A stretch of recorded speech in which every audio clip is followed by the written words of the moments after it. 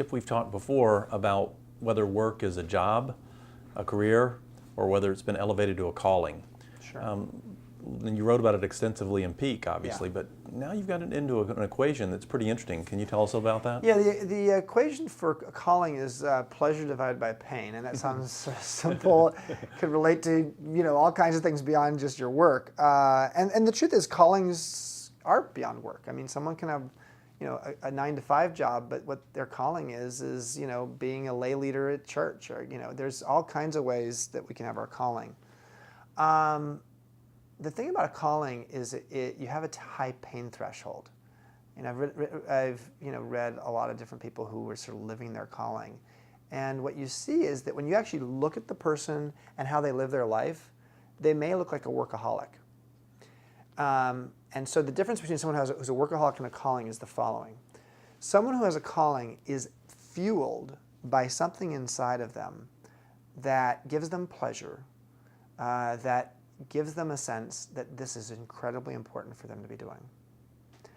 Someone who's a workaholic may have some element of that, but generally they're more focused on, even usually without noticing it, that the reason they're doing the work is to distract from something else. And so, for example, you go on vacation. You're on vacation with your family. A workaholic on vacation actually is in a really challenging place because the distraction of work means that they're now having to deal with emotions and things in their family that they didn't want to deal with. And in a work environment, they can be on their gadget the whole time. Someone living a calling on vacation may also have that challenge, but what's fueling the challenge is because there's just some sense of passion, purpose, and intent. So in both cases, they may have the problem with the gadgets. It's more likely that the calling person may be able to actually put it down and then jump and dive into whatever the family's doing and love that. Because frankly, what's fueling them is something internal. So if something external comes up that's really great, it's like, okay, let's go do that. And then I'll come and, I'll come back to this later. Whereas this other person's, the workaholic, is like, no. This is agony. I've lost my armor. Yeah, it's almost, I get the impression the internal is almost like a passion or performance, and the workaholic is more on appearances or external. Yeah, that's true. I think that's true too. Feedback. I think at the end of the day, the question to ask yourself is, when it comes to a calling is, what are you becoming? We have a tendency in work to ask ourselves, what are we getting from our work? And I like to ask myself, what am I becoming as a result of my work? And that helps to influence my sense of, okay, is this something that actually is fueling me in terms of how I see myself in the world, as opposed to just what the accomplishments are at the end of the day? So the chapter in the book on this goes into some depth about understanding that pleasure-pain ratio. Listen, if you can find, I'm lucky enough I found two callings. I had this calling of starting a boutique hotel company, and then that calling, I went from being an entrepreneur to a CEO, and that's a very interesting process to go from an entrepreneur to CEO, and I'm a better entrepreneur than I am a CEO. And it was clear to me at some point that what had been a calling started to become a job. If on the pyramid we say job, career, calling, it's like it deflated.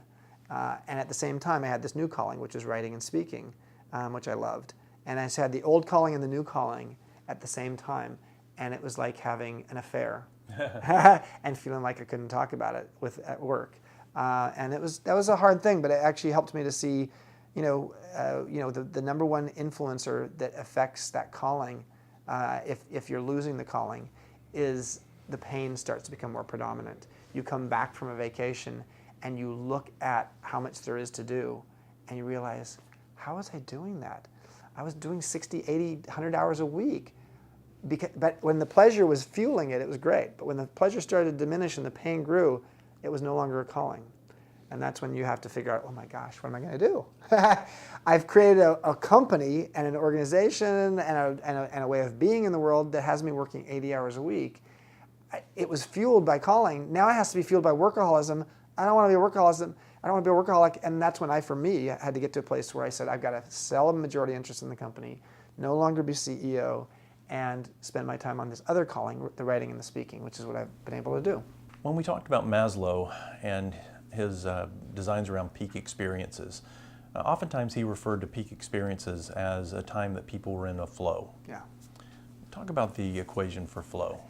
You know, there's a guy named Mihaly Csikszentmihalyi. It's a very hard name to pronounce and to spell. He wrote this book, Flow, about over 20 years ago, and it became a landmark book. What he was able to show is that being in that flow zone, or that being in the zone, I mean, being, you know, flow zone, sort of using, people sometimes said Michael Jordan, when he'd be shooting baskets, was in the zone. So being in the flow zone is a combination of skill and challenge. It's actually being at a 45-degree angle between skill and challenge. The actual equation is flow equals skill divided by challenge, and you want it to equal about 1. So if you have a graph, you'll see this flow zone. So what you need to do in life is to realize that you ratchet up the skill. As you ratchet up your skill, the challenge, sometimes you have to ratchet up the challenge to continue to actually improve the performance. So one of the things to look at is, where are you on that graph of skill and challenge? What is it that actually is, are you ratcheting up, as you ratchet up your skill, are you ratcheting up your challenge? Because the best place to be out there on this graph is where skill and challenge are sort of at the far right-hand corner.